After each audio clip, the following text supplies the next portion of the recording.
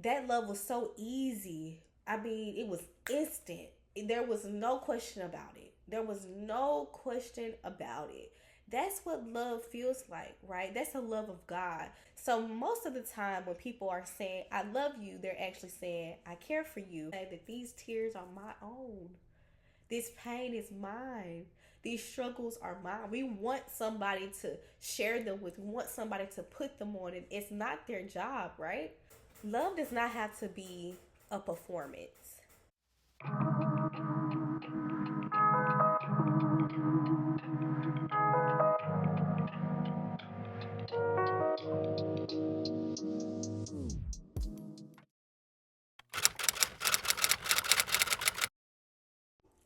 Welcome back to another episode of Here We Grow. We are growing for real and not for show. I'm your girl, your host Kiki. You already know. And this is my co-host, my beautiful mommy. Please say hello. Thank you. How you guys been? Oh my goodness. I hope you guys have been doing really well. Honestly, y'all, you remember when I told y'all a couple episodes ago, I hinted at the fact that I have a man and I had a boyfriend. That's no longer the case. Y'all, I mean, it's so crazy. It's so interesting how fast the tables turn. So your girl is newly single.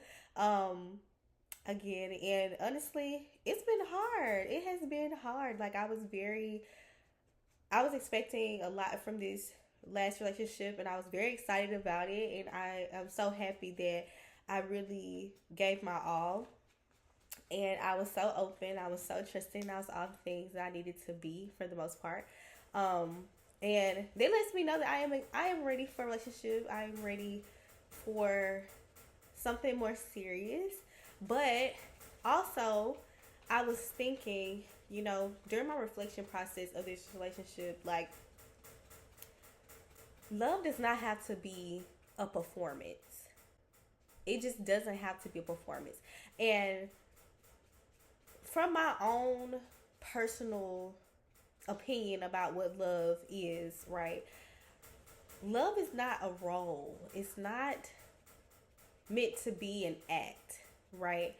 But I love very deeply. I love very hard.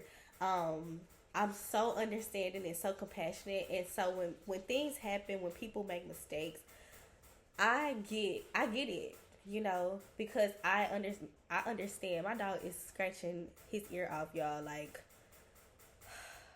I've been trying to help him with the ear. It hasn't been helping. Anyway, I love very hard and deep as a person because I see past people in their human as their human selves, right? Because we're all trying to be human and trying to be in this world and maintain joy and happiness the best that we can. And so when you are in relationships with people, and this is just not on a romantic level, on a platonic level, in just on a familial level, right? People are going to make mistakes. They're going to disappoint you, right? That's just what it is. We're human. But the thing is, when I notice something happen that I didn't necessarily favor, I understand because it's not your highest self, right? I see past it. But what hurts is that when you don't, when you're not showing up as the person that they see you as, the idea that they have created, the expectation that they have placed on you, that's when the problems roll in.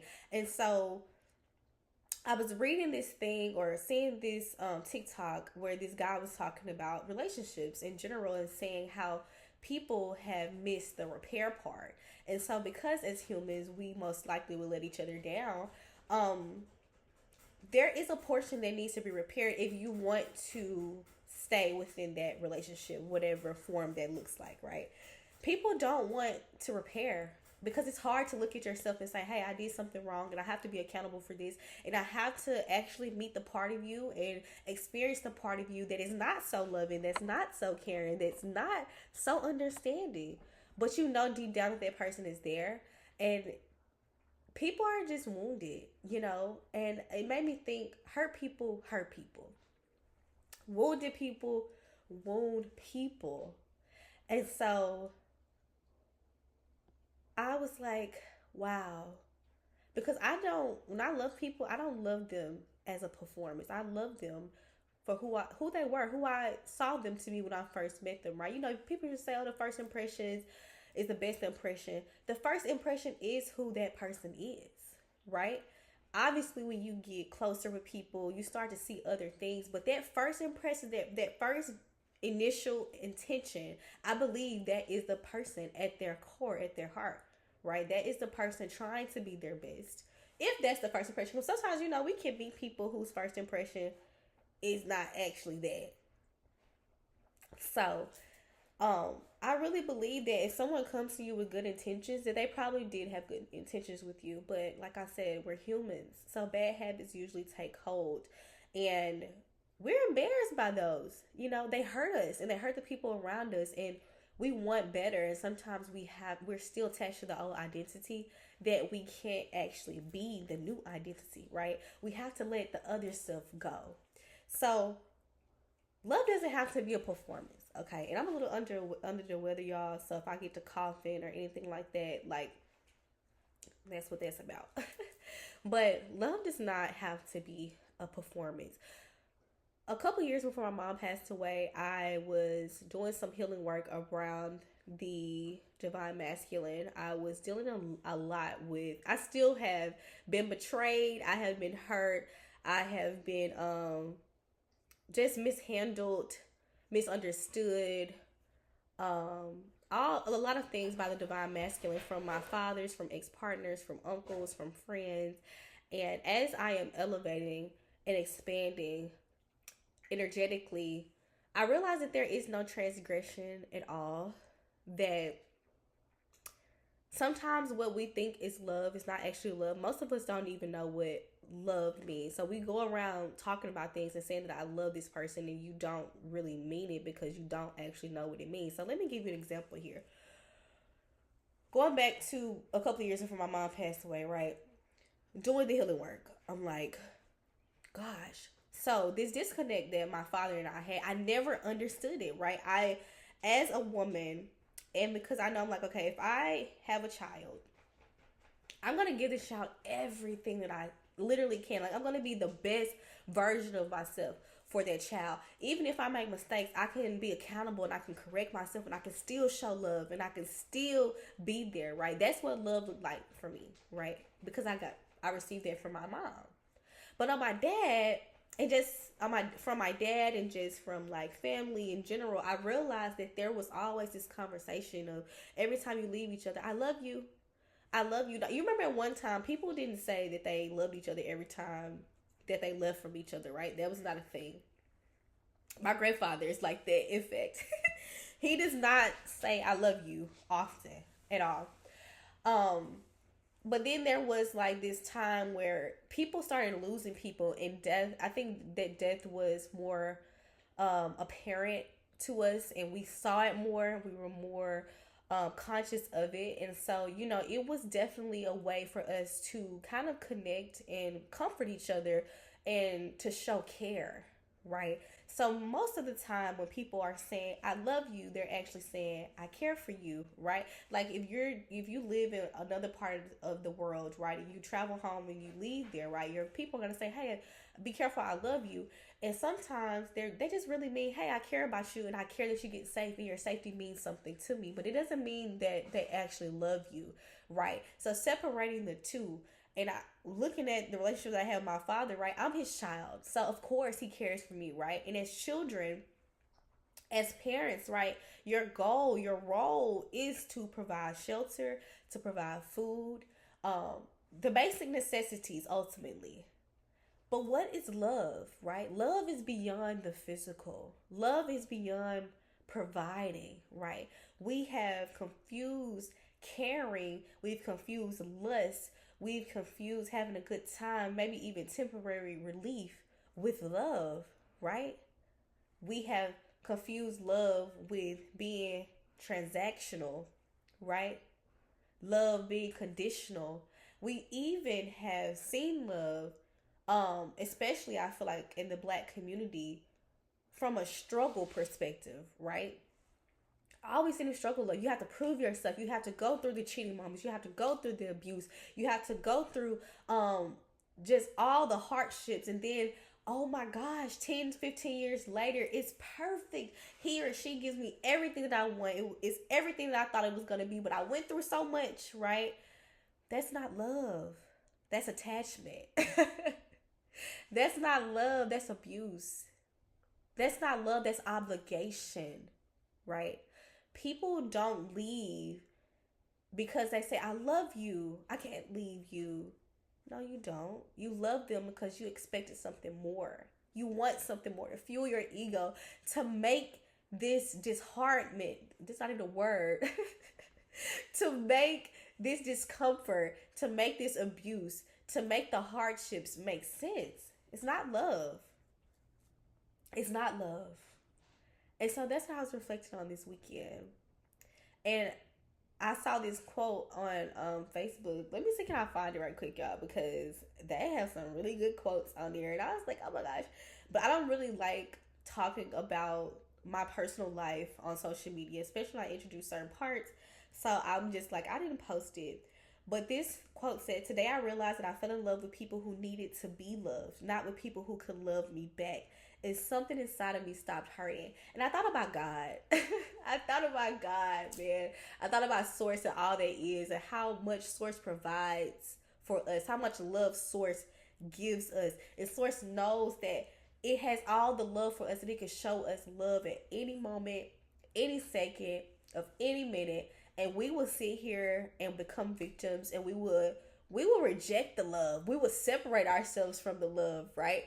And we won't even give the love back to Source. We won't say, thank you, Source. Thank you for giving me this revelation. Thank you for getting me here safely. Thank you for putting food or helping me, find myself and be aligned enough to even be in a space of love, to show love, right?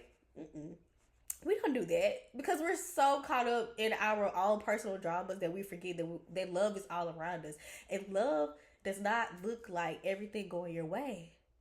It just doesn't. So when I read that quote, I was like, wow, because I'm pretty sure that Source and all that is, and my ancestors and my angels and my mother, right? I know they look at me going through these hard moments, me rejecting the love, me separating myself from the highest energy because I'm going through this little thing, right? Going through this human thing. And I know they just look at me like, she can't love me right now, but I'm going to give her that love.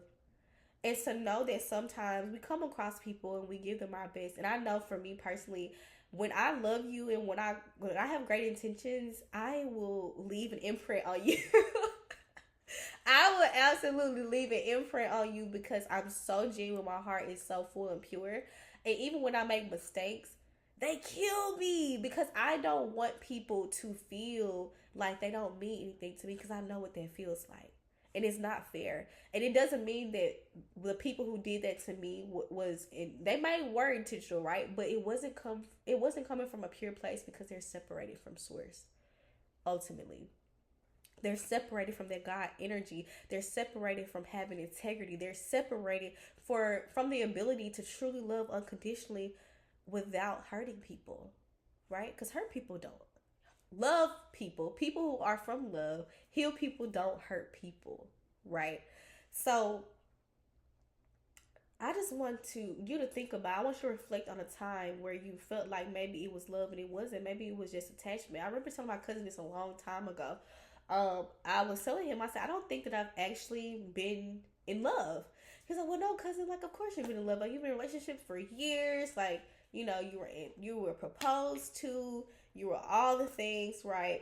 And I'm like, yeah, but I don't think that was actually love. That was attachment. Somebody was trying to control me. They were trying to manipulate me. They were trying to trap me and trap my love and trap my goodness, right? And not saying that, now looking back, I don't think it was a bad thing. I think that they just recognized that I was somebody important to them. My sister's like, I'm about to call you in a few. Hold on, girl. I'm on the pod. I'm on the pod. Wait a second. Pump your brakes. Okay, let me stop, y'all. Look, I'm so grateful to be in a higher mood because y'all, the last 4 or 5 days, your girl been crying every day. So, like, listen.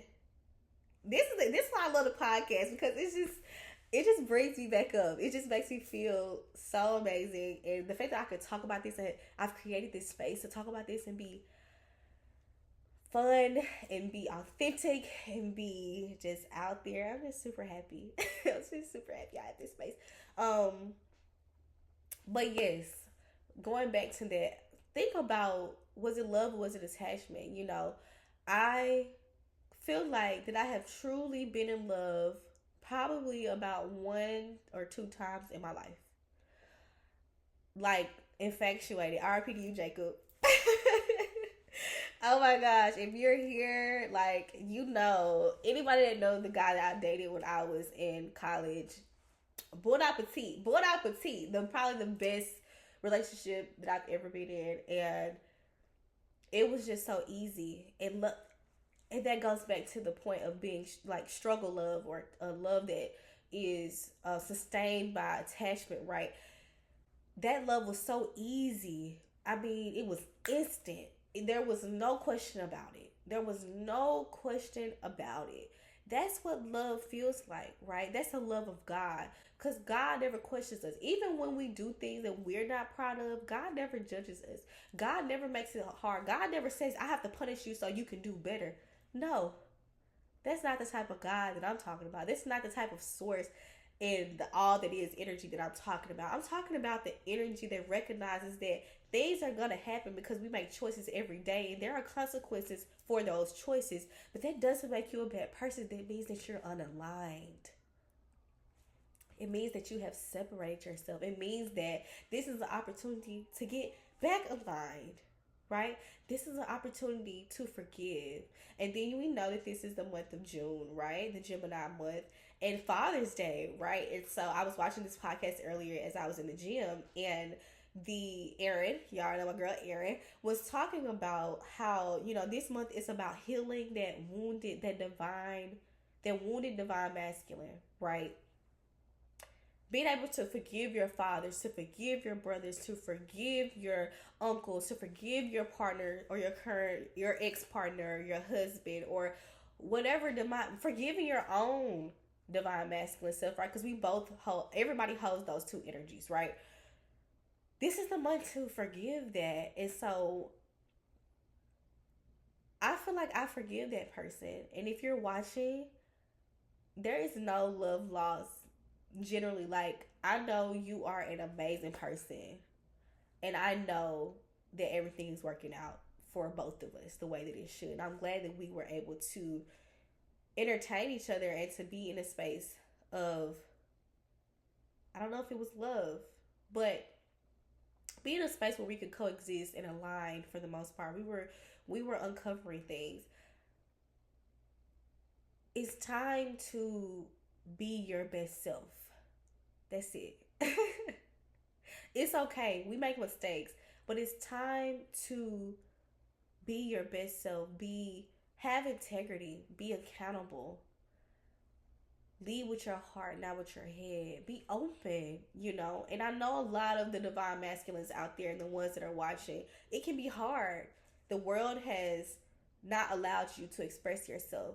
The world has not allowed you to love yourself. And so maybe you don't even know what love looks like, because all you've known love to be is transactional, right? You've only known that from all the women or all the people in your life that you've loved. But it's bigger than that, baby. And I'm here to remind you that it's always bigger than that. It's always bigger than that. It's not as simple and small and complicated as it seems, right?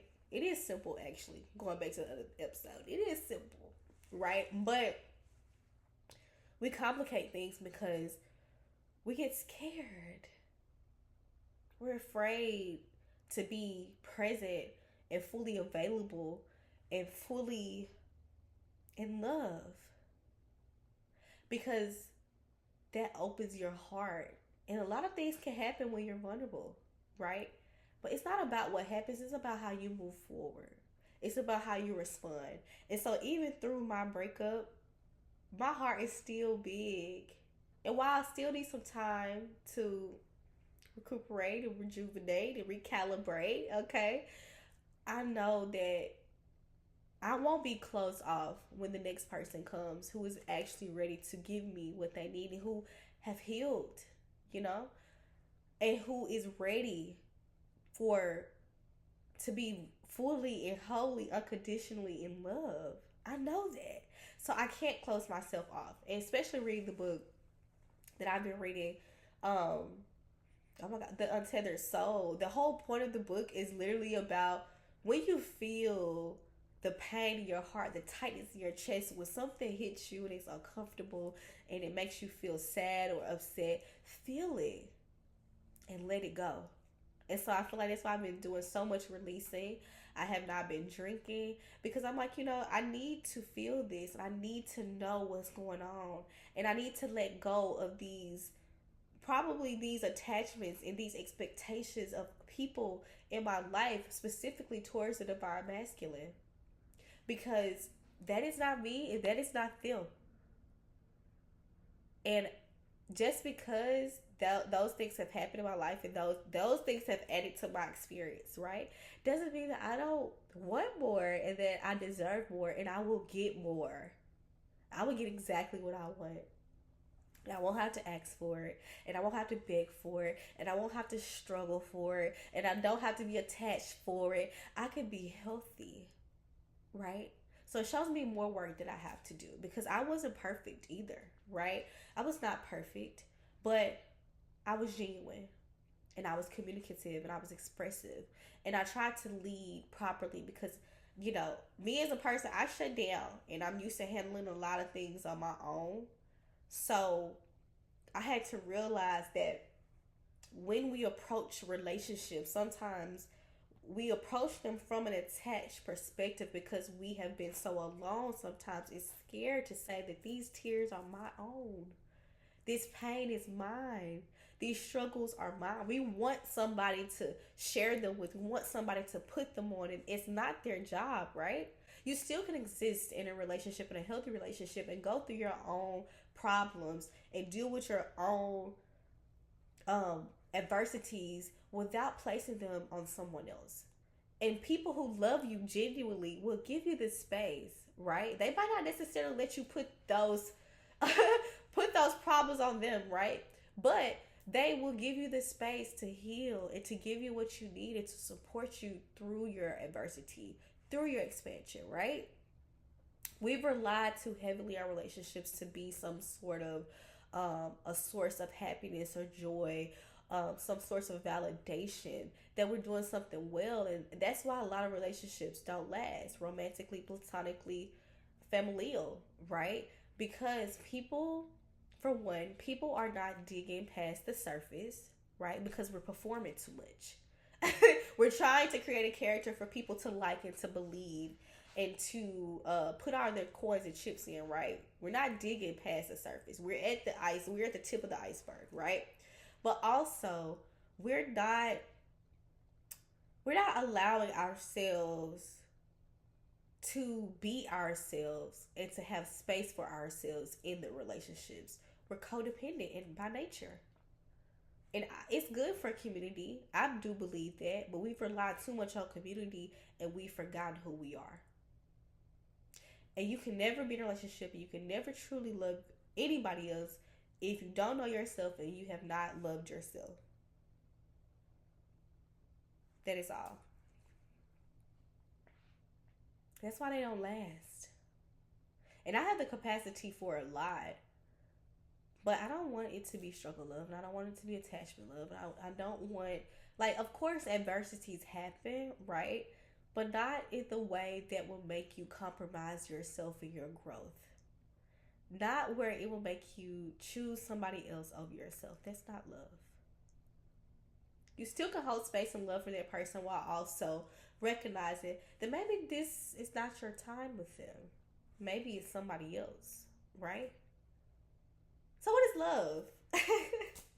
What is love? I can go on a rant about what I think love is, but from this whole episode, I want you to really take time and think about what love is. The people that you have in your life that you say you love, do you really love them or are you attached to them? Are you only there for an expectation, for some type of condition? Because real love doesn't need boundaries. Real love does not need expectations. Real love does not need validation. Right? Right. I know, right? But thank you so much again for coming here for another episode of Here We Grow, where we are growing and evolving one day at a time, one step at a time, and one moment at a time. I love you. Just because you are who you are and you're here, so we're aligned. So stay aligned this week, okay? Even if you have to cry it out, shout it out, yell it out, I don't care.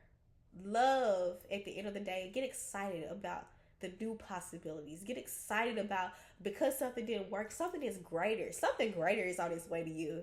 Think about the fact that when one door closed, that's an opportunity for more space and another opportunity for another door to open. Isn't that exciting, y'all?